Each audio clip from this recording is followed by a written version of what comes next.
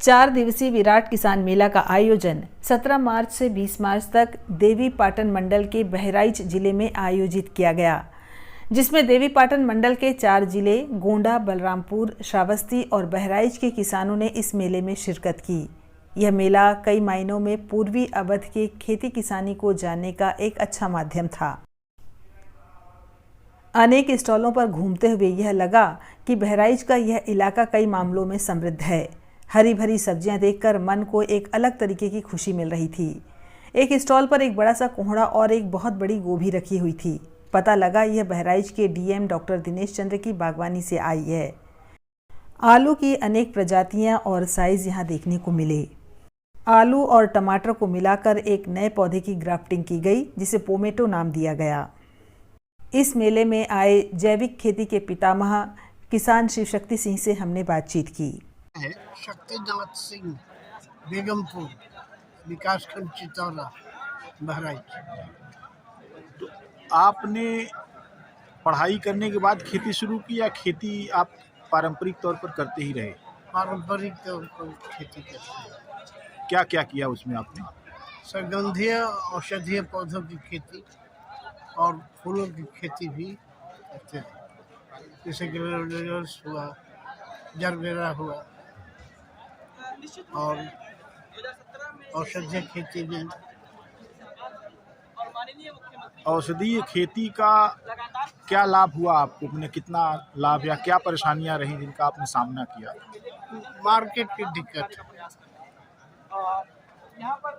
विधारा भी हमारे पास था, काउंट भी हमारे पास था, हम बेचते थे, हमारे ही सामने तिगुने दाम पर व्यापारी बेच देता था।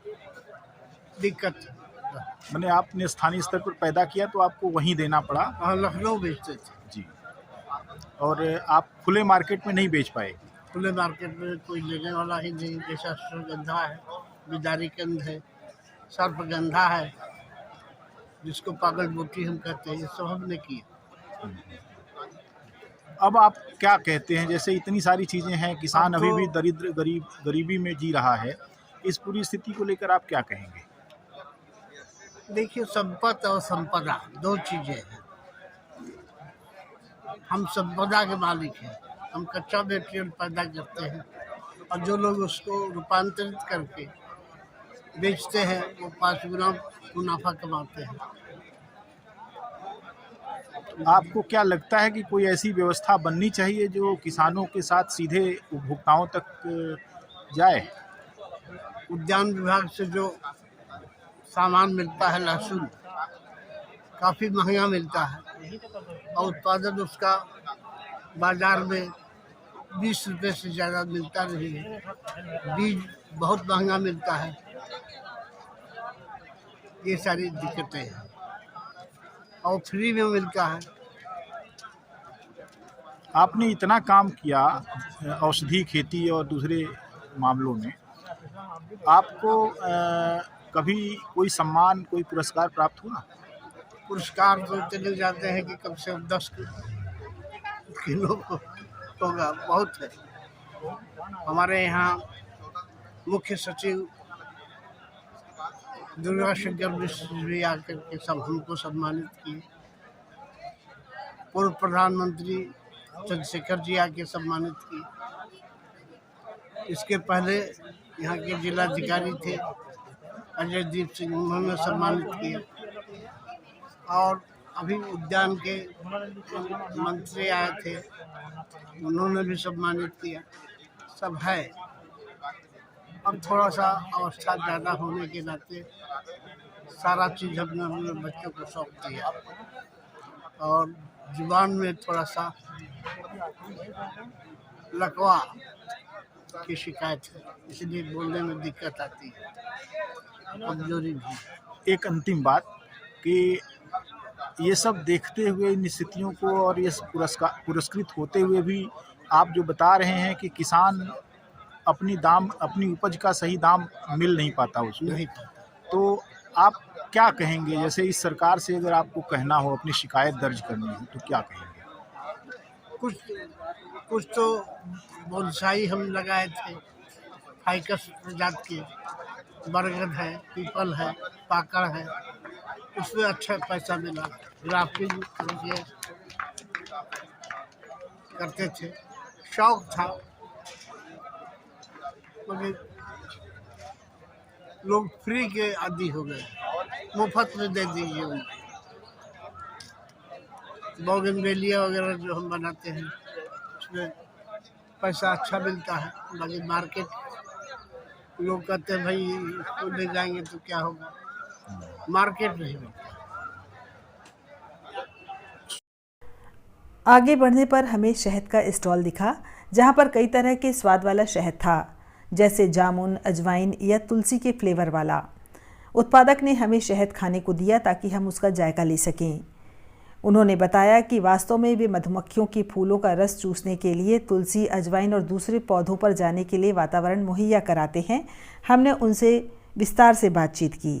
नमस्कार, मैं शिवचंद सिंह गोंडा से। बेसिकली मैं एक मधुमक्खी पालक हूँ और ये मैं पिछले 5 सालों से ये काम कर रहा हूँ। अभी तक जो आपने शहद देखे मार्केट में, वो एक तरह का शहद जो भी मार्केट में है वो एक तरह का शहद आपने देखा होगा।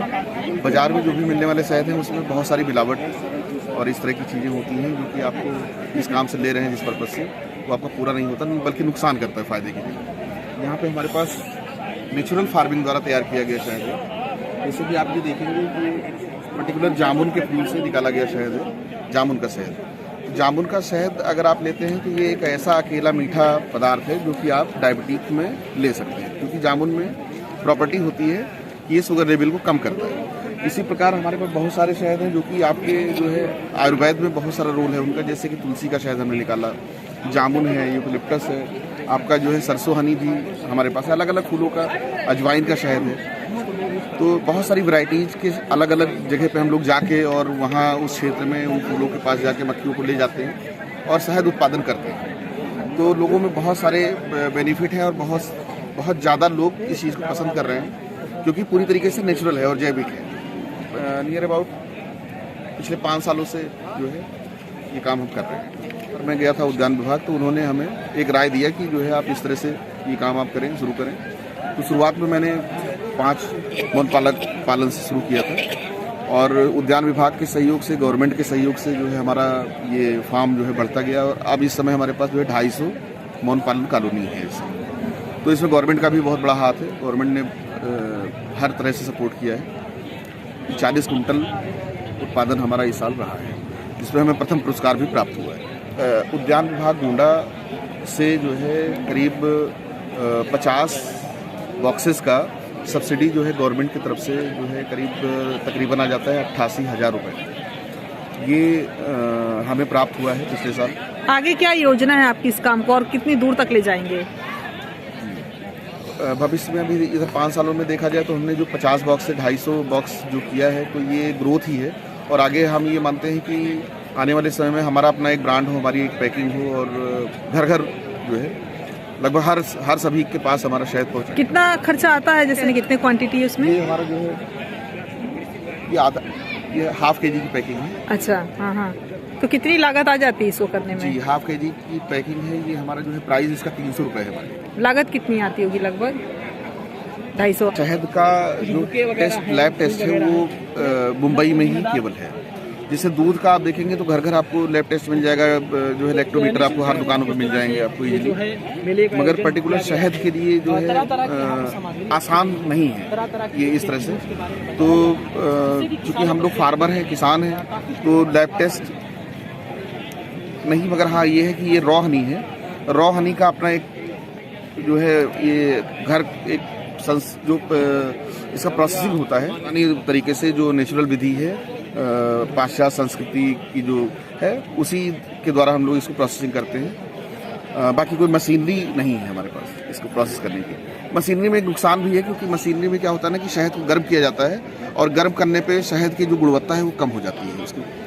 जी। कितने लोग लगे हैं आपके साथ इस काम में? सर मैम हमारे पास जो है मैं खुद हूँ और मेरे नीचे 3 लोग काम करते हैं, जिसमें से एक ट्रेंड है और 2 अनट्रेंड है। बाकी जब शहद का निष्कासन होता है जिस दिन, वो 3 से 4 दिन लगते हैं निष्कासन में, तो उसमें 8 लेबरों की जरूरत पड़ती है, जो कि उस समय तत्काल बुलाए जाते हैं। इस मेले में बहुत कुछ प्रदर्शित था। इसमें रेशम के कीड़े और उसके काम करने के तरीके के बारे में भी प्रदर्शनी थी। शहतूत का छोटा सा पौधा और रेशम के कीड़ों की पूरी टोकरी वहाँ रखी हुई थी। यह हमें बताया गया कि किस तरीके से रेशम के कीड़े कोया उत्पादन करते हैं और फिर उनसे रेशम बनता है। रेशम कीट का कई चरणों में प्रदर्शन किया गया था, खास तौर से जब वह पत्तियां खाते हैं।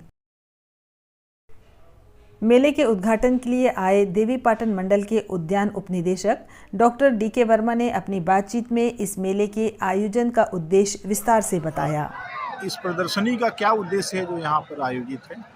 ये मंडलीय शाक भाजी एवं पुष्प प्रदर्शनी का आयोजन किया गया है इस उद्देश्य से कि मंडल के लोग अपने अपने अच्छे उत्पादों को लेकर आएँ और जो उत्कृष्ट उत्पाद हों उनमें आपस में कंपटीशन कराया जाए और उनको पुरस्कृत किया जाए, ताकि औद्यानिक फसलों और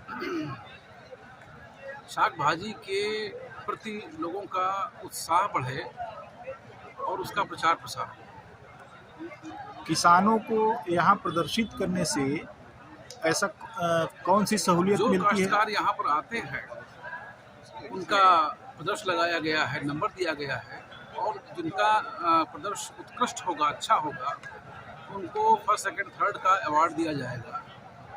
उससे वो प्रोत्साहित होते हैं और अच्छा कार्य करने के लिए। राज्य सरकार की तरफ से इन काश्तकारों को, जो काश्तकार सब्जियों की खेती कर रहे हैं, शाक भाजी खेती कर रहे हैं, पुष्प और फलों की खेती कर रहे हैं, उनको सहयोग स्वरूप राजकीय अनुदान दिया जाता है डीबीटी के माध्यम से। वह अलग योजना है, परंतु ये एक प्रयास है उनको प्रोत्साहित करने का। उन्हें कोई पूछता नहीं है। एक ये आयोजन करके हम अपने मंडल के, अपने डिवीज़न के काश्तकारों को प्रोत्साहित करना चाहते हैं। वो आते हैं, उनको पुरस्कार दिया जाता है हमारे VIPs के द्वारा, सांसद जी के द्वारा, DM साहब के द्वारा, कमिश्नर साहब के द्वारा, तो वो उत्साहित होते हैं और अच्छा कार्य करने के लिए। यह उद्देश्य है इस मंडलीय पुष्प प्रदर्शनी का। अभी राजभवन में प्रादेशिक पुष्प प्रदर्शनी आयोजित की गई थी, तो चूँकि यह देवीपाटन मंडल एक पिछड़े क्षेत्र है प्रदेश का, उसको उनके यहाँ के किसानों का वहाँ पर समुचित प्रतिनिधित्व नहीं मिल पाता। जो अगले जनपद हैं, अगले डिवीज़न हैं, वो सारे के सारे अवार्ड वहाँ उठा ले जाते हैं और हमारा मंडल पीछे रह जाता है। इसीलिए शासन का निर्देश था कि मंडल स्तर पर जो हमारे काश्तकार छूट जाते हैं उन पर इस तरह की प्रदर्शनी का आयोजन किया जाए और उनको प्रोत्साहित किया जाए, पुरस्कृत किया जाए।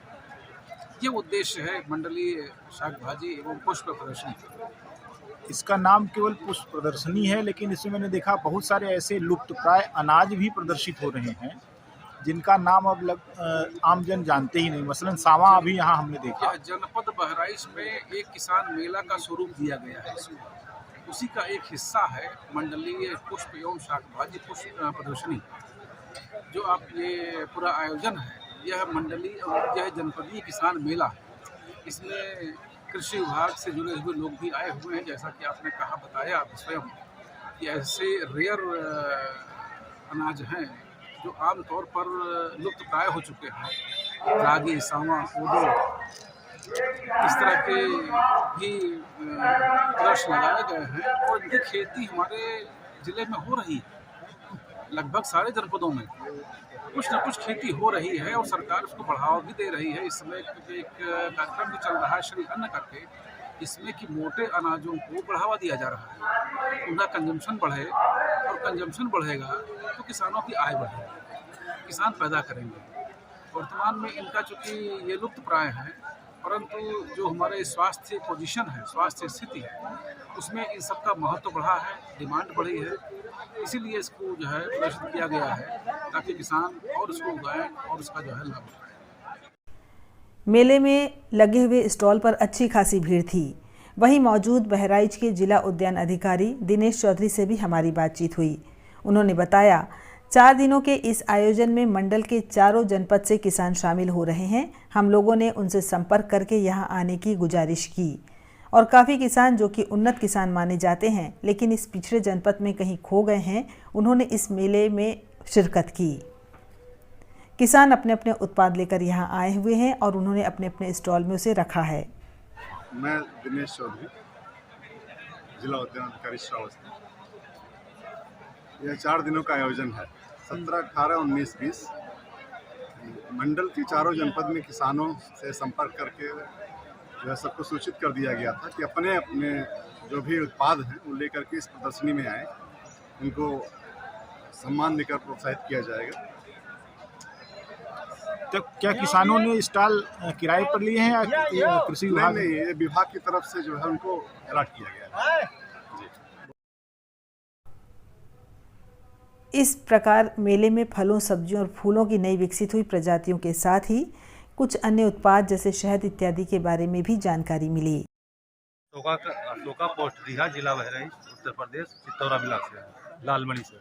क्या समस्या है? किसान सम्मान निधि भी एक भी किस्त नहीं मिल रही है, सिर्फ हमारे नाम से जमीन है। हाँ, हम सबको मिल रहा है गांव में, सिर्फ हमको नहीं मिल रहा है। आपने पता नहीं किया? सर पता करते हैं तो बताते हैं जाइए काम हो जाएगा, दौड़ दौड़ कर आते हैं, किसान आदमी मौका मिलता नहीं। क्या क्या कागज जमा किए? सर आधार था इसमें, बैंक पासबुक था और ये जो कराते हैं ऑनलाइन कराते हैं वो कागज करते हैं। सर ये किसी विज्ञान केंद्र जो बोलता है यहाँ बगल में कृषि भवन में, वहाँ पर आए तो यार मेला का हमने सुना बोर्ड लगा था, तो हम कहा चले मेला पर, तो चले आए यहाँ पर। आप किस चीज़ की खेती करते हैं? सर धान, गेहूँ, गन्ना ये सब करते हैं। तो किसान सम्मान निधि में आपका जो कार्ड वार्ड सब सर कार्ड जमा कर चुके हैं, विनीत यहाँ पे नाम है कृषि भवन में, उनके पास जमा किया, उन्होंने मैडम के पास भेज दिया, मैडम के पास जमा कर दिया। सर हो गया 8 महीना, तब से फिर दोबारा गए, फिर कहीं आ जाएगा, आज तक मिला नहीं। सर अपने ब्लॉक पे, हमारे यहाँ ब्लॉक के जो लगता है ब्लॉक पे जाते हैं, वो भी आए थे आज, तो उन्होंने कहा कि आओ हो जाएगा। ये हम तो सर 2 साल से कर रहे हैं, नहीं मिल रहा है। कुछ नहीं मिल रहा है। तो लेकिन आप ये बताइए, आप इतना धान, गेहूँ, गन्ना सब करते हैं तो कितना सालाना कमा लेते हैं? सर इसके बारे में कोई नहीं, पिछले बरसात भी नहीं हुई, धान गन्ना रोगी हो गया, 1 लाख लगाया हमने सर, वही 50-60 हज़ार पाए, उसमें तो घाटा हो गया। तो कुछ जमीन हमने निकाल दिया, जब घाटा हुआ। 2000 में क्या होगा? सर होगा ये कुछ जैसा दवा मौके पर कुछ फायदा हो सकता है क्या उसका। फायदा पाए थे? कितना पैसा खर्च कर दिया? सर उसमें 300 दिया था। बताइए, 300 रुपये एक दिन आपको कचहरी जाने में जब खर्च हो रहा है, तो अगर 2-3 दिन कचहरी जाना होगा तो 1000 रुपये तो आपका वैसे ही खर्चा सर होगा। अगल बगल में पैसा ले लेते हैं, इसलिए सर तो हमने कोई ज़्यादा वो नहीं कि आप आते हैं तो सर इसके बारे में सोच विचार लेते हैं, कोई मिल जाएगा तो काम हो जाएगा। अंत में हम पशुपालन विभाग के द्वारा लगाए गए स्टॉल में पहुंचे, जहां पर गाय और भैंसों के कृत्रिम गर्भाधान के बारे में हमें डॉक्टरों ने बताया। ये पशुपालन विभाग का स्टॉल है। जो कृत्रिम गर्भाधान है उससे क्या यानी क्यों जरूरत पड़ती है? सबसे बड़ा लाभ उससे ये है कि हाई क्वालिटी सीमेंट को हम जो है बहुत दूर दूर तक उसका प्रचार कर सकते हैं, फैला सकते हैं, जिससे जो अच्छी क्वालिटी का भैंस पैदा हो, उससे अच्छी उससे जो है बढ़िया या जो है बछिया पैदा हो, फिर उससे जो है हाई क्वालिटी का या अधिक मात्रा में दूध देने वाली बढ़िया या नस्ल वो पैदा हो सके, इसलिए करते हैं। ये जो कृत्रिम गर्भाधान होता है और आप बता रहे हैं कि हाई क्वालिटी का हो, तो क्या ये जो नेचुरल तरीके से होता है उसमें देख रेख करके हाई क्वालिटी की चीज़ें? नेचुरल चीज़ में मैडम ये है कि जैसे मान लीजिए कोई देसी भैंस है तो जो है उसमें उतनी क्षमता नहीं होगी। अगर उसमें वही मुर्रा का सीमेंट पड़ जाए तो मान के 3-4 क्रॉस के बाद जो है उसमें 15-16 लीटर दूध देने की क्षमता उसमें पैदा हो जाती है। अभी मैडम आपने पूछा कि जो नेचुरल तरीका है भैंस को या गाय को उसके लिए, उसी आई क्यों बेस्ट है, तो उसके बारे में बताना चाहेंगे। तो 2 चीज़ें हैं, एक तो जब हम लोग डेयरी फार्मिंग करते हैं तो अगर उसमें हम मेल रखते हैं तो उस पर खर्चा आ जाता है, कास्ट आ जाता है, और अगर वो एक बार सर्विस करेगा तो सिर्फ एक बफेलो या एक काऊ को कवर करेगा। लेकिन अगर उसको टेक्नोलॉजी के तरीके से हम सीमेंट कलेक्ट करके डाइल्यूट करके अगर डीप फ्रोजन में रखते हैं तो कई साल तक, 7 साल तक लिक्विड नाइट्रोजन में इसको हम लोग रख सकते हैं, और ट्रांसपोर्ट करने में आसानी होती है कि हम इसको लॉन्ग डिस्टेंस पे जहाँ चाहें वहाँ ले जा सकते हैं। जबकि अगर हम नेचुरल मैटिंग कराएंगे तो बुल को उसके पास जाना जरूरी होता है। दूसरी जो सेक्सुअली ट्रांसमिट डिसीजेज होती हैं वो एक बुल से दूसरे एनिमल्स में ट्रांसफर हो सकते हैं। तो क्योंकि जो जेनेटिक डिसीजेज हैं या जो इन्फेक्शियस डिसीजेज हैं जैसे ब्रुसेलोसिस वगैरह जो भी अगर एक काऊ में तो दूसरे में ट्रांसफर हो जाएगा, तो बीमारियों से भी रोकथाम रहता है।